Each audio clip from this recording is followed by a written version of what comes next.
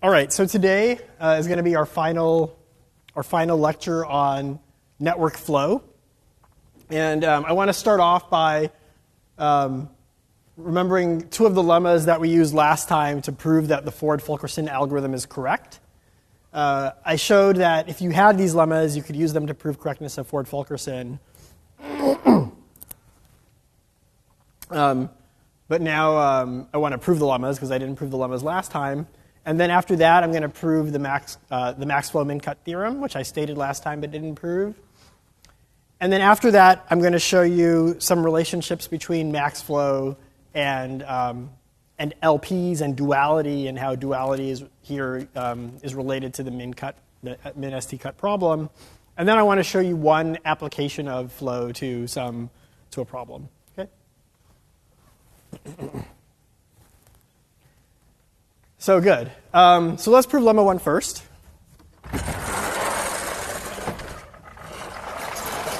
Right, where in lemma 1, I'm using m to denote the number of edges in the graph.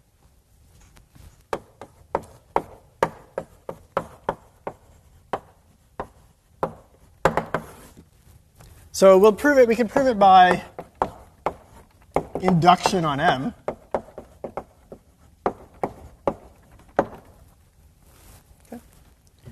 So the base case is m equals 1. There's only one edge in the graph. So here's S and here's T. So there's only one edge. This is the edge. Right? And whatever flow you put on that edge obviously decomposes into one path. Right? It is a path. It's a path of length 1. The inductive step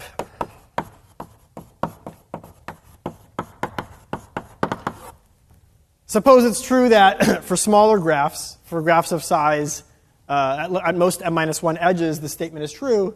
Then why is it true when you have m edges? Well, let's look at the flow itself as a graph. Okay, so each edge that has positive, let's show that kind of true for m-1 implies true for m. So this flow is a vector, right? It's a vector indexed by edges in the graph, and to each edge it's assigning a number, and these numbers have to obey certain things like conservation of flow, non-negativity, the constraints of flow. But anyway, it's an assignment of numbers, of non-negative numbers to edges in the graph. So let's define a graph, which is the same vertex set. And what are the edges? The edges are any edge in the flow that has strictly positive, that is non-zero flow.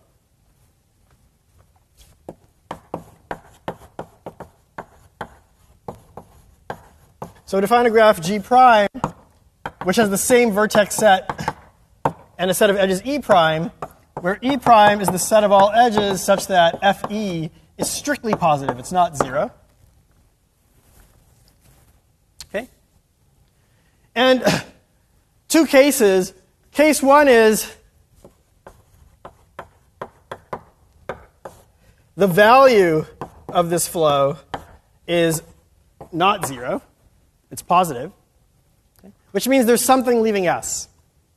So just try to do a DFS starting at S in this graph G prime. So we know that since there is some positive flow being pushed, there is something that's leaving S. And just follow that and keep going, okay, until either you get stuck, right? There's no out edge, or you have a cycle. So DFS from S until case A, you get a cycle, and case B is you get stuck. Now, if you have a cycle, great. That means we've just found a cycle in this graph. Take the minimum flow on any edge in that cycle, okay, and subtract that from every edge in the cycle, and then remove that cycle from the graph and iterate. What have we done? We've now reduced the problem to the case where m is strictly smaller, right? Since we took the minimum flow on any edge in that cycle and subtracted it off, one of the edges in that cycle, namely the one that had the min flow on it, now has zero flow on it. So we've decreased m by at least 1. So now we have a new graph, a new flow graph with strictly fewer edges, so we can apply the inductive hypothesis. So we took off a cycle, then what we have left can be decomposed into paths and cycles, so overall we have paths and cycles. The other case is that we get stuck.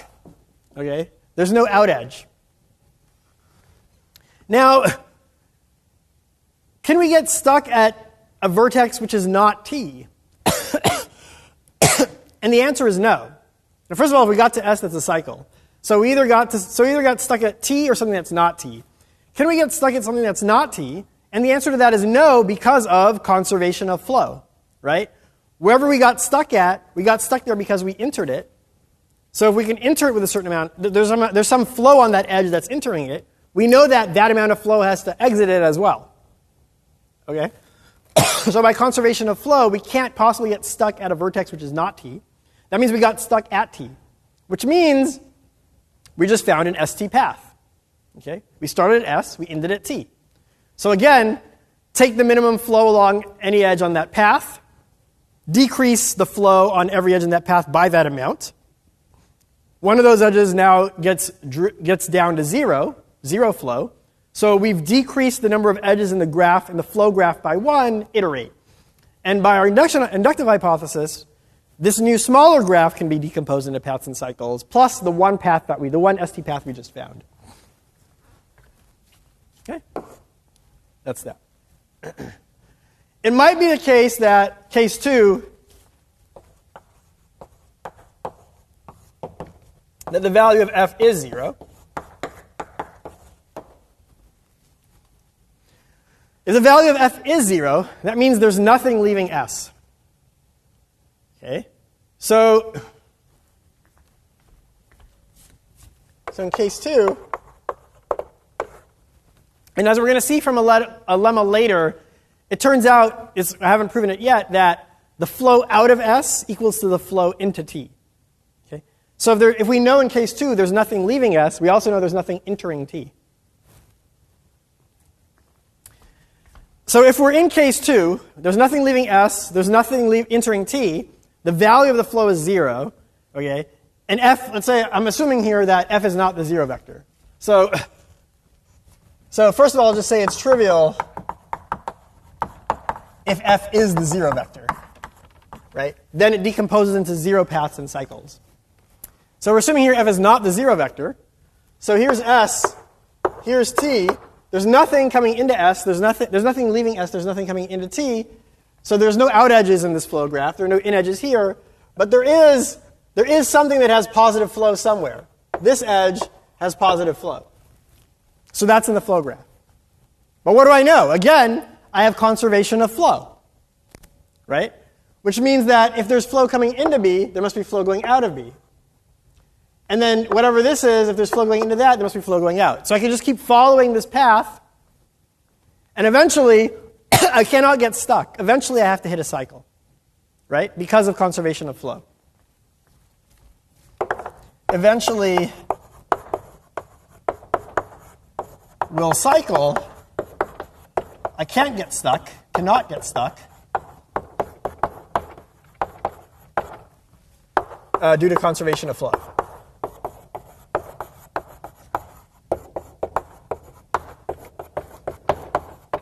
Okay? So again, now I found a cycle. I can decrease all the edges on all the flows on those edges by the minimum flow on any edge in the cycle, and then repeat, use my inductive hypothesis, and then decompose what's left.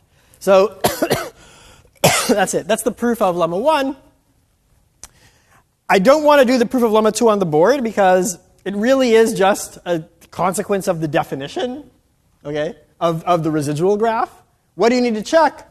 What does it mean to be a valid flow? You need to check that this obeys conservation of flow. And by the way, if some of the entries here are negative, that means you flow in the reverse direction. Okay? So you just need to make sure that this obeys conservation of flow, okay? And that it obeys the capacity constraints in GF.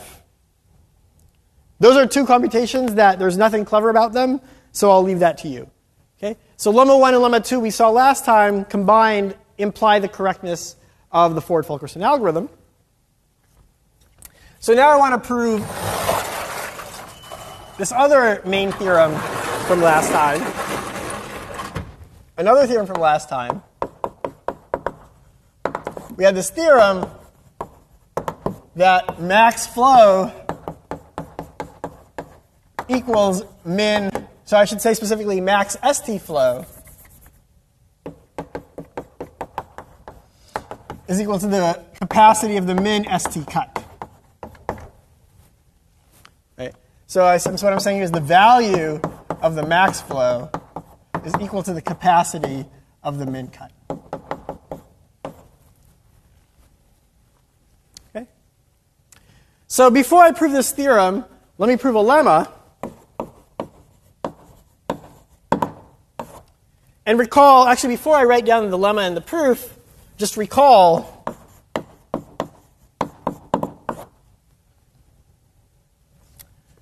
an ST cut,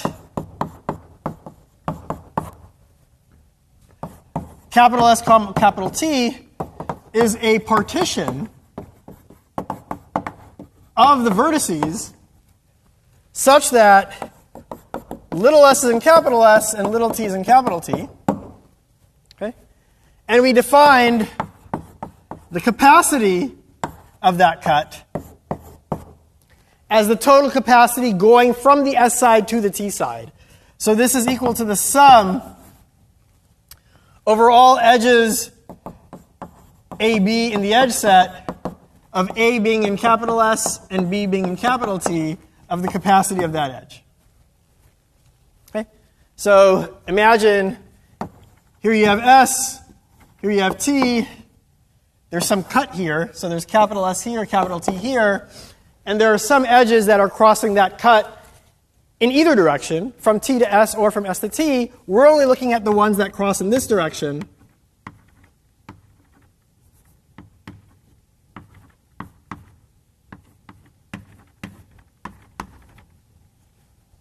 So U of S here means the total capacity of the pink edges. All the edges that cross the cut in the S to T direction. Okay? And I want to give one more definition before I state the next lemma. Let's define the net flow across a cut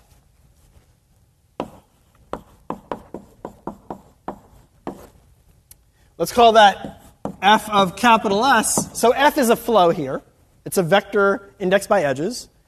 And when I write that vector parentheses capital S, that's the net flow. And what that means is it's the sum of all U in capital S and T in and V in capital T. So U, little u is in capital S, V is in capital T, of the flow UV minus the flow VU. Okay? So what's that picture?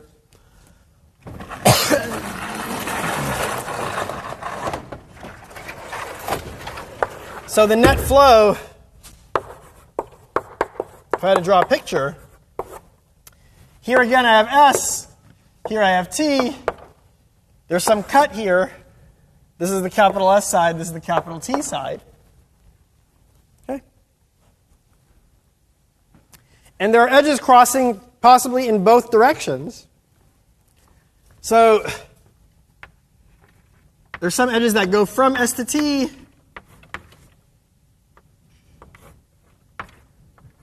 And there are also some edges that go from T to S.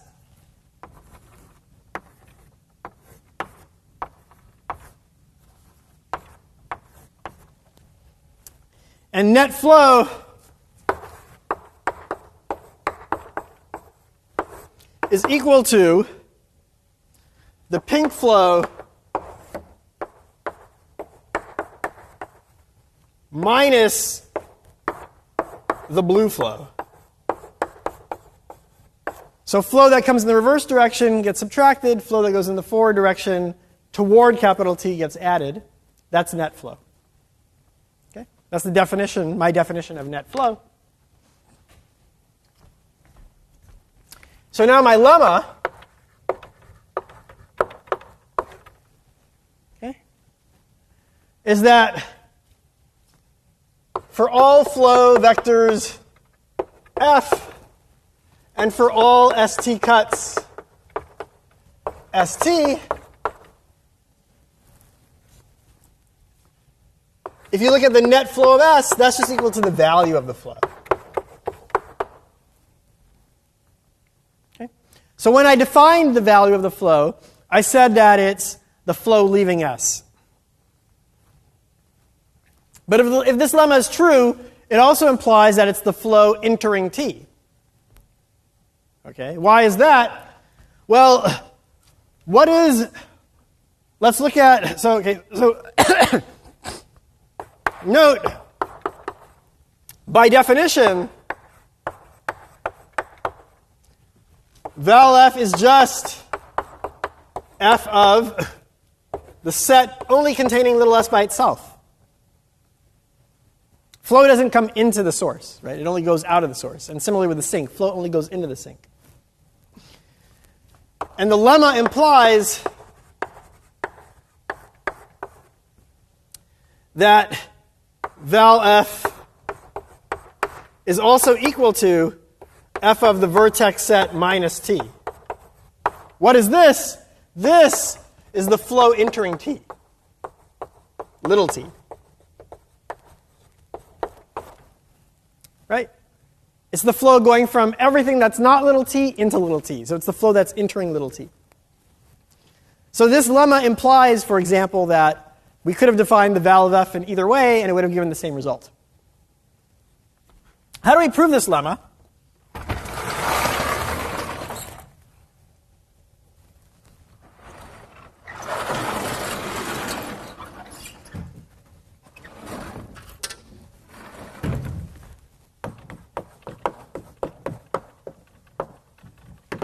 We'll also prove this by induction.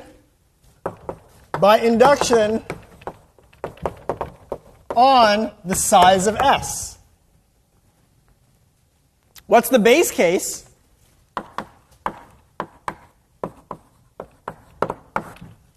The base case is that capital S has size exactly 1. Well, why does it hold when capital S has size exactly 1? Remember, by the definition of st cut, little s has to be in capital S. So if capital S has size 1, this implies that capital S is just little s. And we know, as we said up there, that f of the set only containing little s is equal to the value of f by definition. Okay? So we're good. The base case holds. How about the inductive step?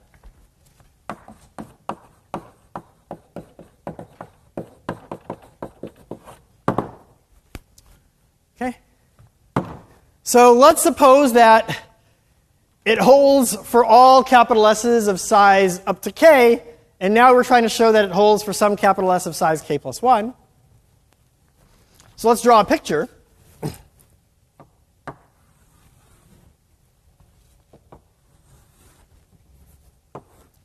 So let's say here is T, here is capital S, and this capital S has size k plus 1, and we're trying to show that it's true. We know little s is in here, and since capital S has size at least k plus 1, it has size at least 2, we know there's some other vertex in here which is not little s. Let's just pick an arbitrary one and call it V. Okay? Now, as a thought experiment, let's imagine moving V to the other side of the cut. Okay? So now over here, this is S minus little v, and this is T union little v. Okay? And let's ask ourselves, what is, so f of, let's look at f of S minus little v.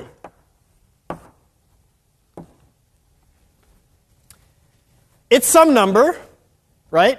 It depends on It depends on the total flow of edges that go across this cut minus going backwards. A lot of that stuff doesn't depend on little v at all. Let's look at which of that contribution to this net flow actually depends on little v. Well, there are 4 types of edges involving little v. There are some edges that from little v go into s minus little v. So there are edges that look like this. There are also edges that start on this side and go to little v. There are also edges that leave little v but stay on the t side. And there are also edges that start on the t side and go to little v. Right? Now these 4 types of edges contribute 4 sums to this overall net flow. Let's just give these now 4 sums names, okay, variable names. So let's say that the total amount of flow from v to the s side is capital A, and the total amount from v, let's say the total amount from v to the t side is capital B. The total amount from the s side into v is capital C. And the total amount of flow from the t side into v is capital D. Okay? So there are these 4 types of edges. All the ones that go from v to the s side, in total, their total flow is capital A, etc. Now, what do I know? Let me write this over here. So this side of the cut is T union capital V. What do I know? I know I have conservation of flow. Flow out of V equals flow into V, which means that A plus B is equal to C plus D. Right? Now, in terms of what is from these 4 types of edges, which ones contribute to f of s minus v? Not all of them do.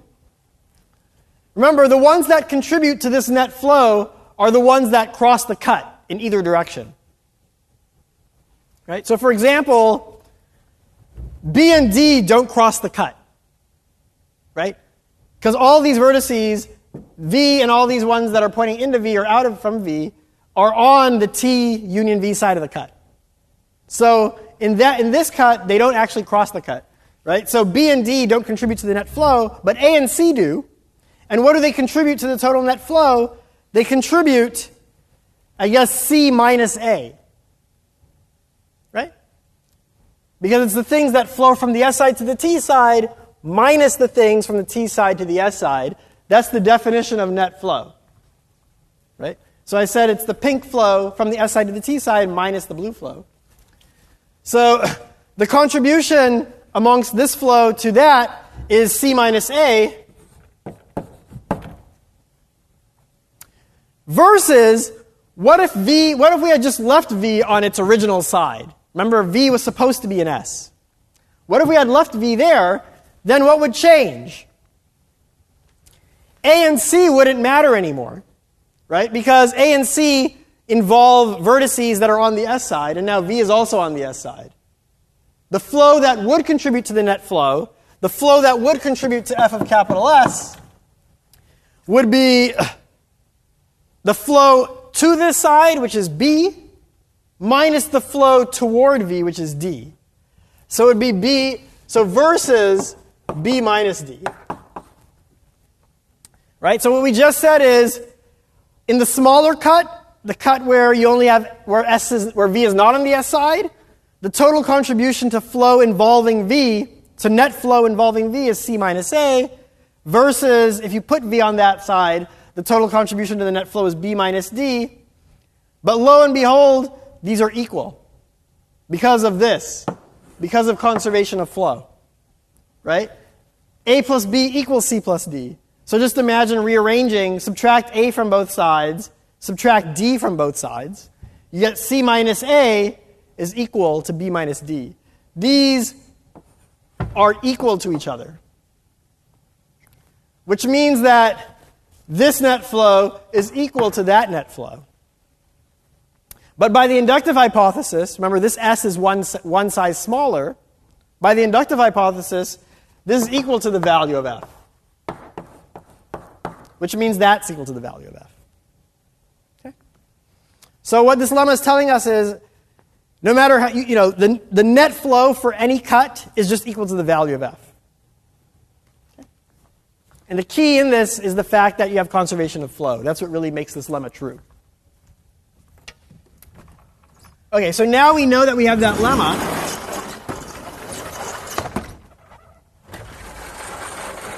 Let's use it to prove the max flow min cut theorem.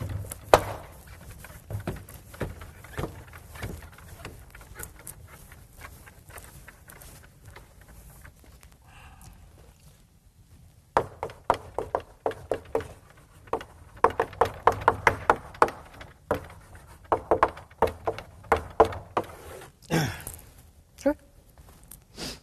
So why is this theorem true?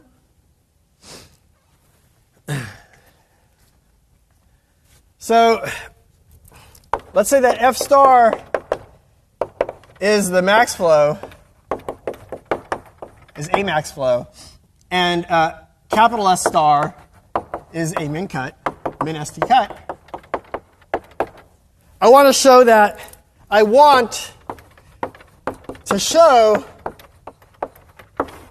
the value of F star is equal to the capacity of S star. One way to show that x is equal to y is to show that x is at most y and x is at least y. If those are both true, the only way for that to be true is that x equals y. Right? So how can I show that let's say x is at most y. So for step one, I want to show that the value of F star is at most the value of S star. Okay. Well, that's easy enough. The value of F star is equal to the net flow across the cut S star. That's the lemma that we just proved. Okay. Which is equal to the sum of, let's say, U in S star and V in T star of F star UV. This is F star. F star UV minus F star VU. Remember, flows are non-negative vectors. So this number here, F star VU, is a non-negative number. So minus it is non-positive. So this is certainly at most that same sum over the same things of just F star UV without subtracting that. And because of capacity constraints, the flow on the edge UV can be at most the capacity of the edge UV. So that's the sum. So let's say here E is equal to UV, where U is in S star, V is in T star of F star E. That's at most that same sum over the same stuff of U of UE, which is just the definition of US star. Right, so we just showed that the value of star is at most US. Right. Cuts don't have values; they have capacities. This should be the capacity. Right, so that's exactly what we wanted to show. So we're happy.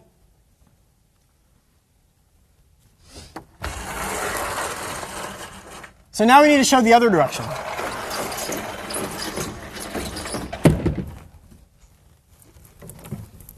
Right, we need to show that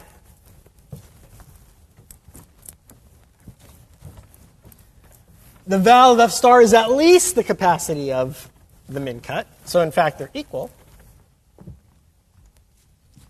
So now we want to show that the value of F star is at least the capacity of S star.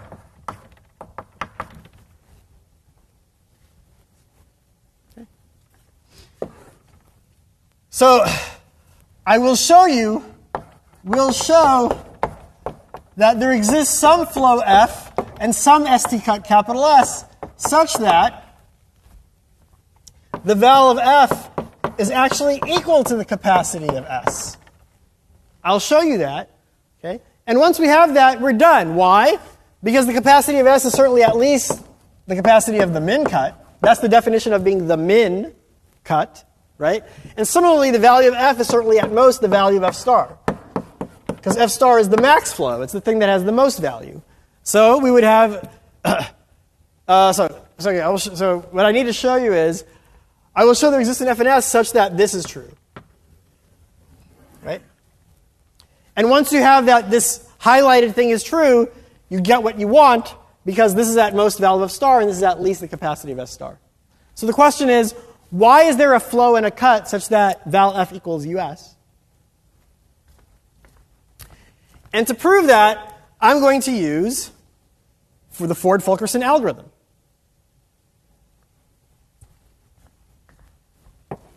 So we will obtain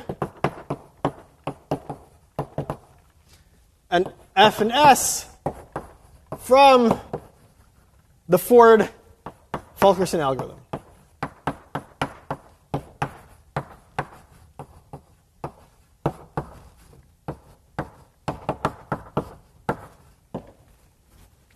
Okay.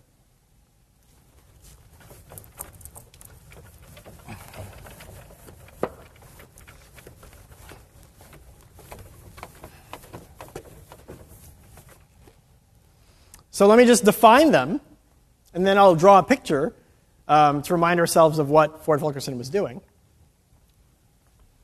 Okay, so I'll just define F to be the flow output by the Ford-Fulkerson algorithm. Okay. And I'll define capital S to be the set of all vertices V such that little s has a path to V in the residual graph GF. Right? So let's just do an example. So that's it. That's the definition of little f and capital S. Let's draw an example. Remember that graph we had last time?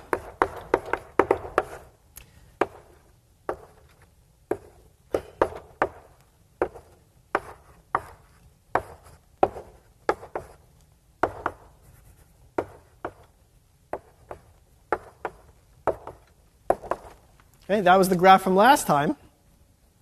Let me give these vertices names, A and B. And we saw that the max flow of this graph is this. So we flow 10 this way. We flow another 10 this way. And then we flow a final 10 this way. That's the flow that Ford-Fulkerson would return. So what does GF look like? Well, it has the same vertex set.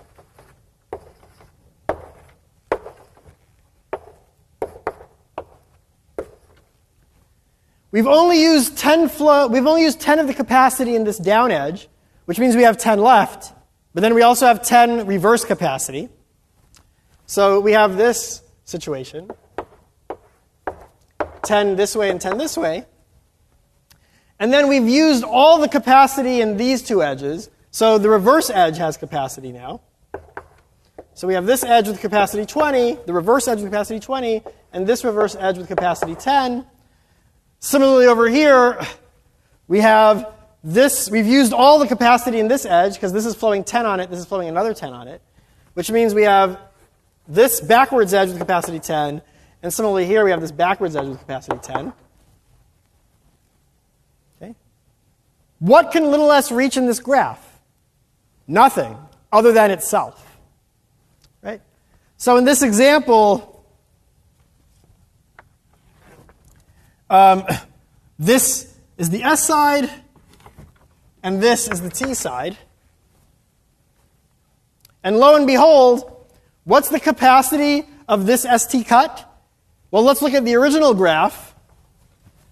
It's just S by itself. The total capacity going from S to the rest of the graph is this edge plus that edge, 20 plus 10 is 30. Okay, so in this example, it gave us 30, which actually is the value of that flow. Okay? So that's just an example. Why does this always work?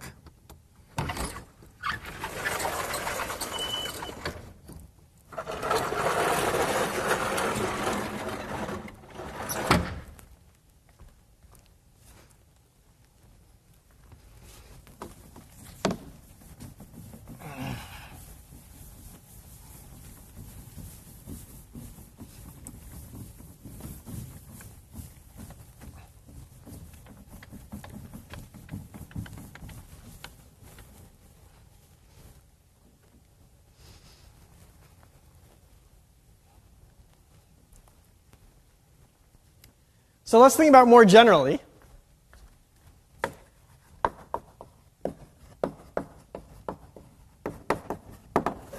So let's look at the residual graph GF. There's some S here. There's little t here.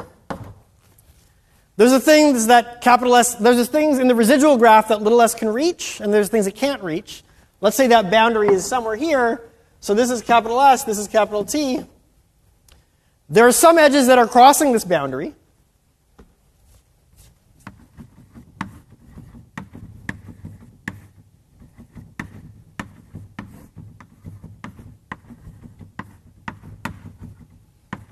Okay. Now,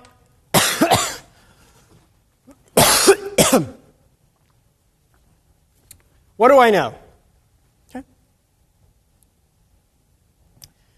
What's the net flow? I know that the net flow, f of capital S, is equal to the value of f. Okay.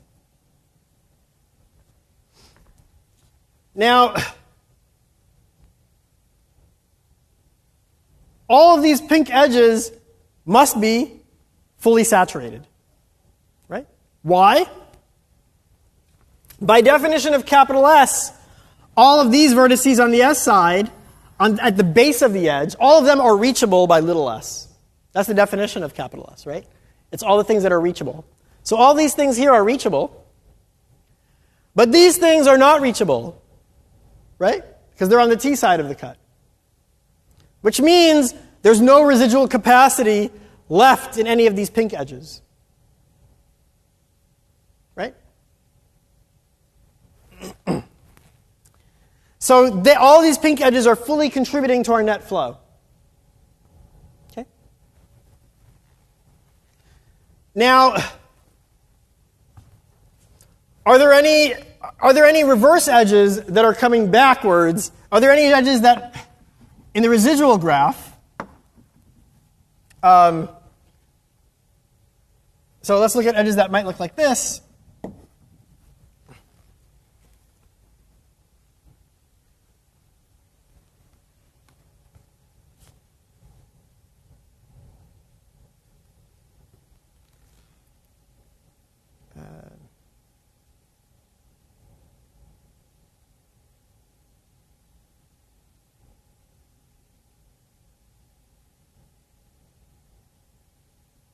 Yeah, so if I look at any edge that's going from the T side to the S side, could that edge possibly be pushing any flow?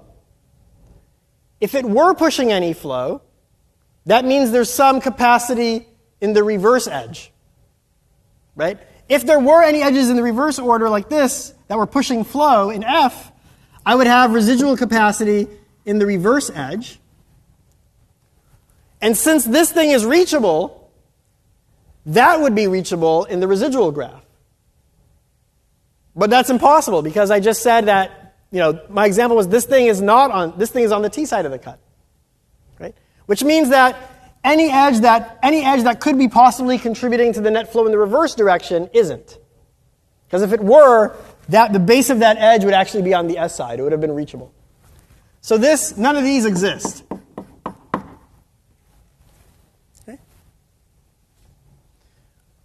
Which means, strictly speaking, what I just showed is that, therefore, I have nothing that's subtracting from my net flow.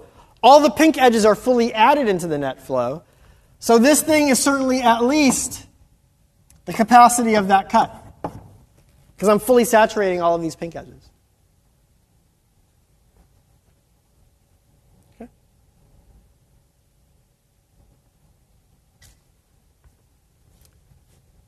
And in fact, that's it, because I said the pink is the set of all edges that cross the cut from the S to T direction. So there is no other flow there's no other edge that's going across here. So that's it. These things are actually equal. Okay. So I'm done. I've shown you that there is an F and an S, namely, we get them out of the Ford-Fulkerson algorithm such that the val of F is equal to the capacity of S, and we have the reverse direction of the inequality that we wanted. Okay. And in fact, since we know more generally what we actually, just the same proof as item 1, in fact, we know that for all F and for all S, we have that, in fact, the val F is at most the capacity of S. Right? It's the same exact proof of item 1.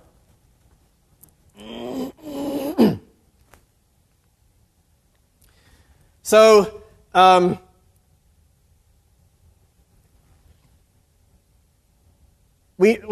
I guess we're done, right? So we know that val F star is at least US star. We also know that val F star is at most US star from there. Therefore, whatever's in the middle here, since these two things are equal, it means whatever's in the middle is also equal. Actually, I didn't even need to say this. Right? Whatever's in the middle is also equal. Therefore, the val of F is actually equal to the val of F star, and this is actually equal to the capacity of S star, which means this is the max flow, and this is the min cut. So we talked about an algorithm for max flow, namely Ford-Fulkerson. Now we also have an algorithm for min cut, namely run Ford-Fulkerson, get a flow, and then do a DFS to define capital S, okay? And then lo and behold, now you have the min cut. So we have an algorithm for min cut with the same runtime as max flow. Okay? Good. So now what I want to do is I want to relate this back to linear programming and linear programming duality.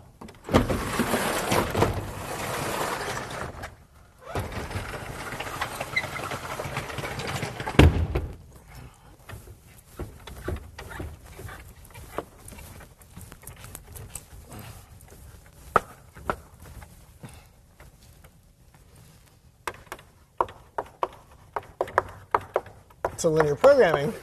And let me do this with an example.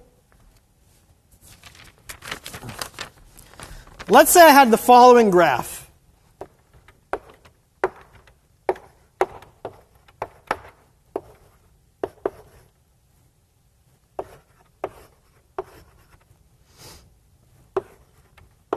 And let me write down the edge capacities.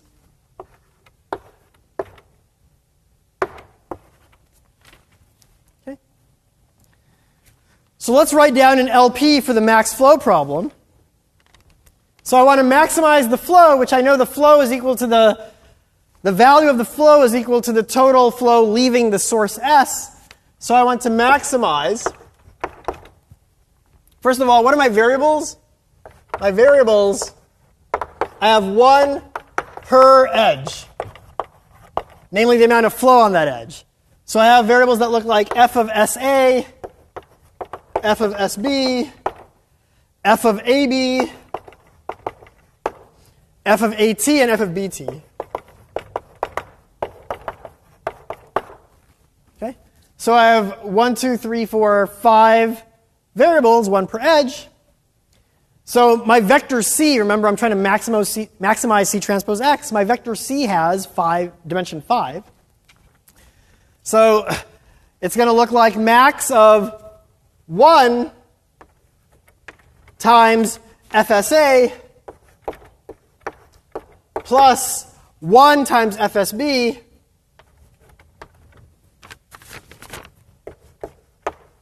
plus, and then the rest are zeros. right? 0 times FAB, 0 times FAT, and 0 times FBT. Because all I care about is the flow that leaves S. And the only edges that leave S are these two edges. So C is a 5-dimensional vector that has 2 1s and 3 zeros. Subject to constraints, I have the capacity constraints, which say, for example, f of SA is at most 3, f of SB is at most 2, etc. These are the capacity constraints.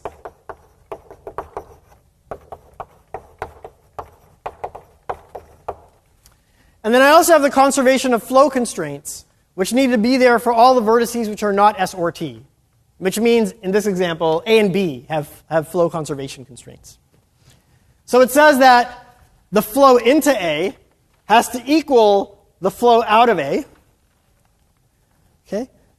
But remember now, in linear programming, the way we talked about it, whenever you have a constraint, the left-hand side is some linear function of the variables, and the right-hand side is some number, right? AX is at most B, where B is just a vector of numbers.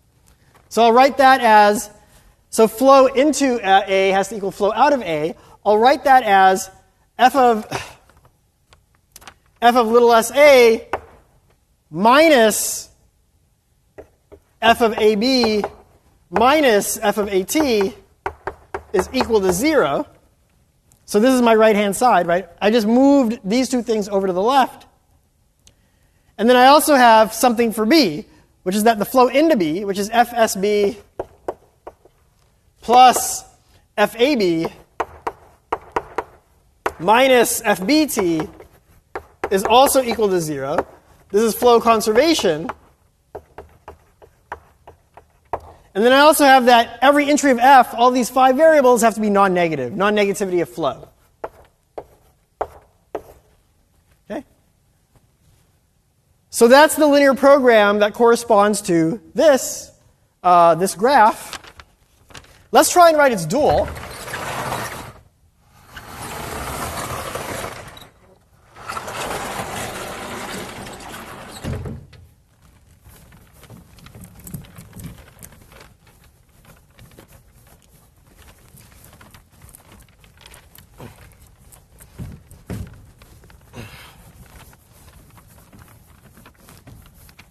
Let's just remind ourselves what duals are supposed to look like. I'll do that on this board, and then I'll go back there. So if we have the primal LP looks like max of C transpose X subject to AX is at most B, the dual then looks like min of the same B, B transpose Y, subject to A transpose Y is equal to C, and Y is non-negative everywhere. Okay. And I did mention in class last time that, okay, yes, like this is the kind of one way, I called it the, type alpha and type beta type ways of writing down the primal. So here I insist that every inequality be a less than or equal to, which is not true there, right? Here I have a bunch of greater than or equal to's. And I also have a bunch of equalities. Now, f is at least 0 is the same thing as minus f is at most 0. So I could turn that into an inequality in that direction. What about equalities? Well, x is equal to y is the same thing as x is at most y, and minus x is at most minus y. So I could turn each equality into 2 inequalities in both directions. Okay, that would fit this format, and then I could just immediately apply kind of this mechanical procedure to form the dual. Okay. I could also go back to how we define the dual in the first place, and show you kind of what other kind of tricks, like little shortcuts that lets you realize how to deal with equalities and how to deal with non-negativity constraints. Just remember where the dual came from.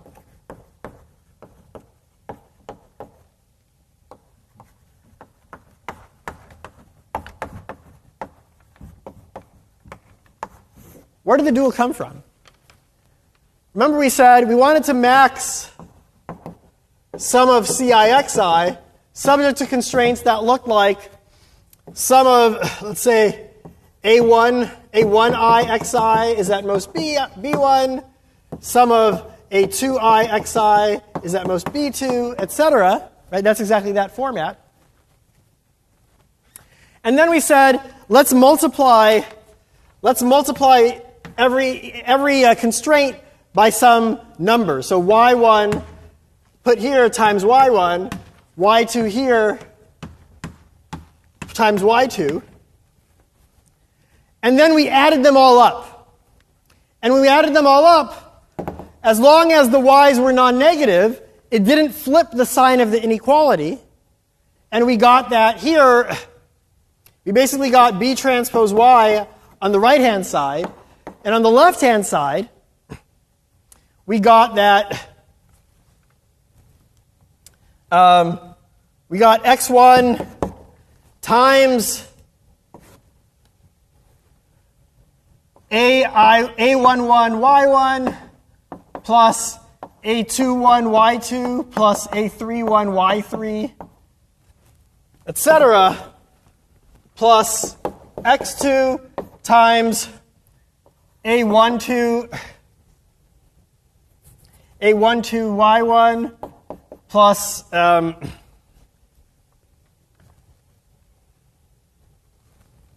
plus A22 y2, etc. Right? So we got something that looked like this. This is where the dual came from. And we said, look, if we can make this equal to C1, and we can make this equal to C2, etc., then this left-hand side is just C transpose X. And what we're saying is C transpose X is at most B transpose Y. So we just proved an upper bound on the value of the primal, on the optimal value of the primal.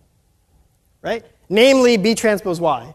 So let's get the best upper bound we can have by minimizing the right-hand side. Let's minimize B transpose Y, subject to the constraint that all these coefficients here have to equal the corresponding coefficients in C. And the y's have to have non-negative entries to make sure we don't flip the signs. We don't flip the signs of the inequalities. Okay? So now let's think about what we have here. Some of our constraints are not inequalities, they're equalities. Right? So for example, one of them actually is an equality. What does that mean for us? It means in particular, it doesn't matter whether y2 is at least 0. Right? We said that all the y's have to be at least 0 because we were worried about flipping the sign of the inequality. Right? But if it's not an equality, if it's an equality already, I mean, not flip the sign, flip the direction. If it's an equality already, there's no direction to flip. So we don't care whether y2 is non-negative. So basically, when you have equalities like that, it means that the corresponding variables in the dual don't have to have the inequality constraint. I mean, they don't have to have the non-negativity constraint. Okay? Another thing, too, is over here, we have this thing where all the variables have to be non-negative, right? This is saying that, F1 is minus F1 is at most 0, minus F2 is at most 0, minus F3 is at most 0, etc. So imagine that we had such things here. We also had that minus x1 is at most 0, minus x2 is at most 0, etc. And we have some dual variables that we're multiplying there. Those are also some more y's. Let me just call these dual variables a different letter. Those are the dual variables that correspond to the non-negativity constraints of x. If we, for example, had some extra constraint here that x has to be at least 0, which is what we have over there, what would that mean over here? So now we have some variables that look like w1 times this is at most 0 times w1, which is just 0. w2 times this is also at most 0, etc. And these would get added in, right? So here we would have minus w1, right? Here we have minus w2, etc. And what I'm saying is that This thing, a1y1 plus a11y1 plus a21y2 plus minus w1 has to equal c1.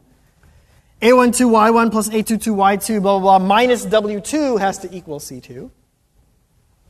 But the only constraint on w is, again, the w's also have to be non-negative. That's the only constraint. And the w's do not appear at all in the objective function.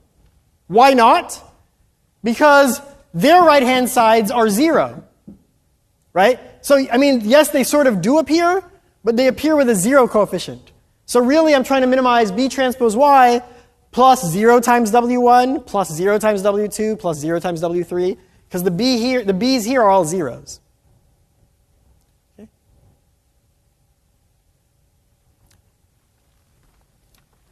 So good. So I have these. So basically what that means is I have these W's which have to be non-negative.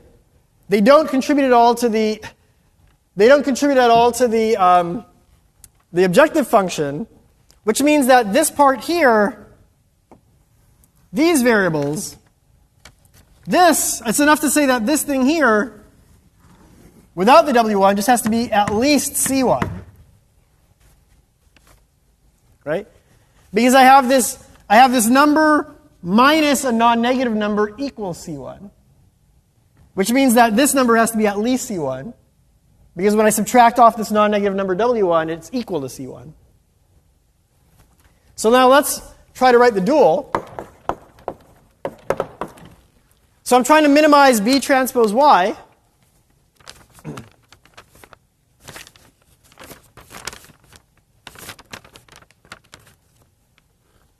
And actually, I don't want to be, so I call these W's. Let me actually just call them Z's. It's because I want to use W for something else soon.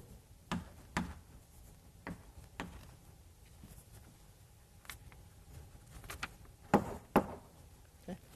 So what's the dual? First of all, remember, every constraint in the primal gives a variable in the dual. And similarly, every variable in the primal gives a constraint in the dual. Okay? Because this matrix is A transpose, which means the old number of variables is now the new number of constraints, and the old number of constraints is now the new number of variables. So other than the non-negativity constraints, I really only have two kinds of constraints up there. I have capacity constraints, and I have flow conservation constraints. How many do I have? I have M capacity constraints, and I have N minus 2 flow conservation constraints. Right? I don't have one for S or T. So let me call these the W's, and let me call these the Y's. They're all just variables in the dual. I just want to give them, remember, each constraint gives me a variable in the dual. Since there are two kinds of constraints, it makes sense for me to use two different letters for those two different kinds of variables in the dual. The variables that came from the capacity constraints and the variables that came from the flow conservation constraints. I'm going to call those the Y's and the W's.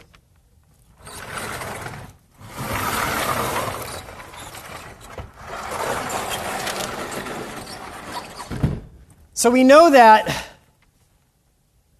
the right-hand side in the primal becomes the cost vector in the dual. So that's the 3, the 2. It's basically those capacities. And then, of course, all the other right-hand sides are 0, so they don't matter in the cost function. So I want to minimize 3. Again, so 3 now is the 3 times, that's that 3, times FSA, times YSA, plus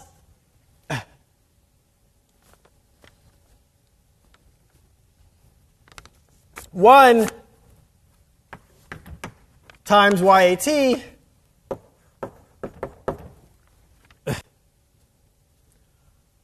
so basically it's just going to be, for each edge, have the variable for that edge times the capacity. So I said YSA, AT, I also need SB. plus 2 times YSB plus 3 times YBT plus, there's one left, I think, which I'm missing, is AB. 1 times YAB. Okay, so minimize that. And then I also have plus 0 times WA plus 0 times WB, right? Because the right-hand sides here are 0 and 0, but they don't matter because 0 is not affecting the cost of the dual. Okay. And then now, how many constraints do I have? Remember, variables in the primal become constraints in the dual, right? So I had m variables in the primal, 1 per edge, which means I have m constraints in the dual. I have 1 constraint per edge. And you can just apply this mechanically, right? There's like a formula for getting the dual. Let me just write out what you would get if you did that. Subject to YSA plus WA is at least 1. YSB plus WB is at least 1. These correspond to the edges leaving S. And then for the edges that don't leave S, they leave things in the middle, you'd get, for example, YAB minus WA plus WB is at least 0. Here I have an et cetera. And here I, for example, have an AB doesn't involve S, right?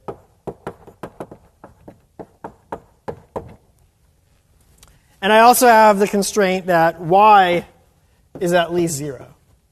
What's going on here? As I said before, normally in the dual you have these equality constraints. But because these constraints are equality instead of inequality, as I said over there, the corresponding dual variables don't have non-negativity constraints. Okay. So for example, that constraint corresponds to WA, and that constraint corresponds to WB. So we don't have the non-negativity constraints on WA and WB. But we do have them on the Ys. Because the Ys came from the capacity constraints, which are inequalities. And similarly, we also have these greater than or equal to's instead of equalities because of the f at least 0 constraint. Since we have the f at least 0 constraint, there are these hidden variables in the dual that don't really matter, so I didn't write them over there, that basically all these z's had to be non-negative, and we're allowed to use them to bring us down to equal c. Which means that this sum here has to be at least c.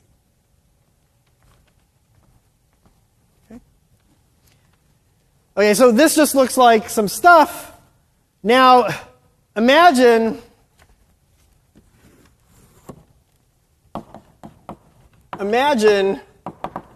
I knew that all the y's and the w's are all 0, 1 variables. Of course I don't. In fact, the y's and the w's don't even have to be integers. For all I know, maybe YSA is going to be a third. If I knew that, then I could interpret them in the following way. I could say, look, YAB is equal to 1 if AB crosses the cut, and 0 otherwise. And WA is equal to 1 if A is on the S side of the cut.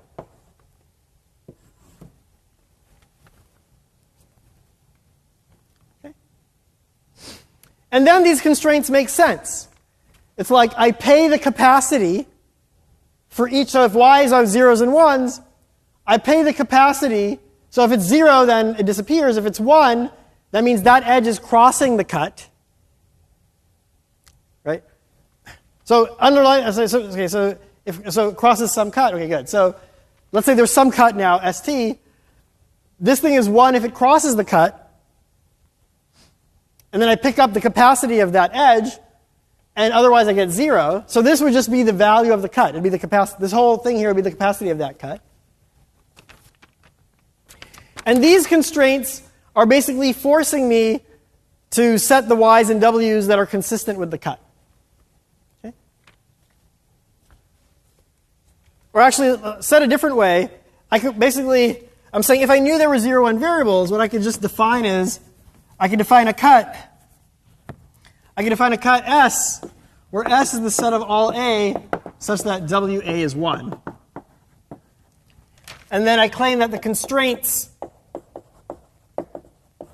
force YE to be 1 if E crosses the cut in the S to T direction. And then I would have actually the value of the cut.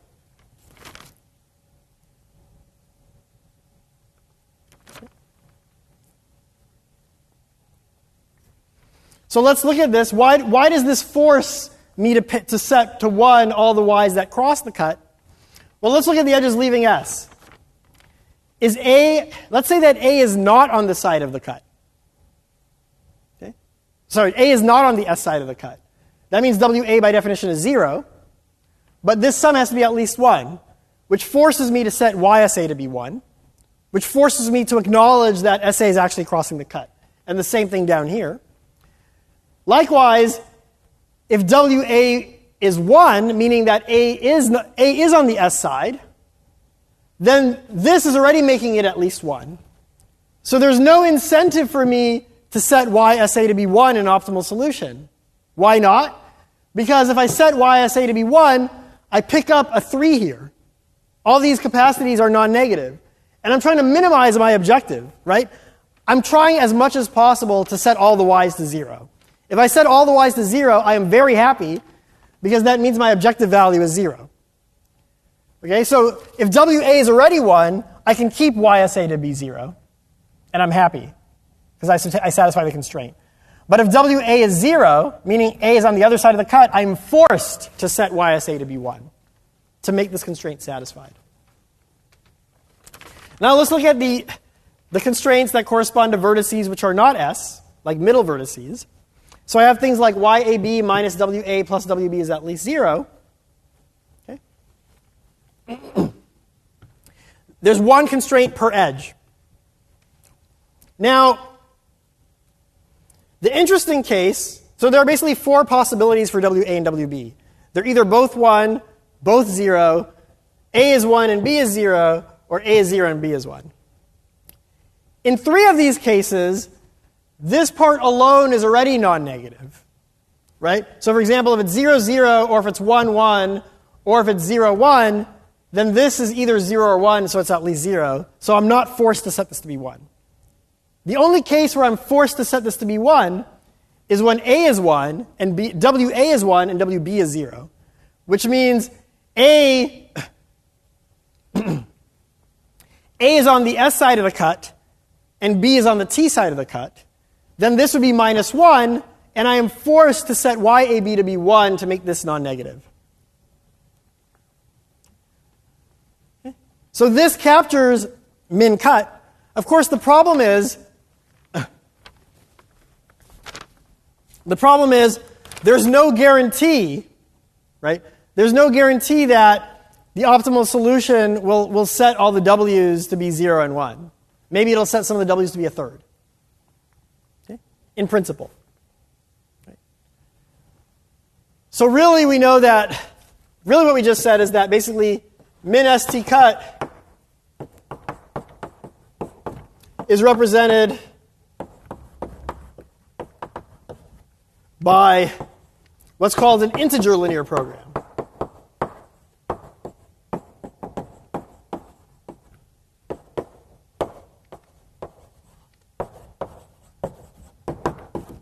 Right? If we had this linear program, but we said, look, you have to set the variables to be integers, then we would actually have min ST cut. Unfortunately, we don't. So this is some kind of fractional version of min ST cut. And what strong duality says is the optimal value for max flow is equal to the optimal value for this fractional version of min ST cut. On the other hand, we do know by the max flow min-cut theorem that actually the optimal value for max flow is equal to the integer version of min-cut. Okay? So we know that max flow equals integer version of min-cut. We also know that max flow equals fractional optimum for min-cut. So since A is equal to B and A is equal to C, that means that B is equal to C.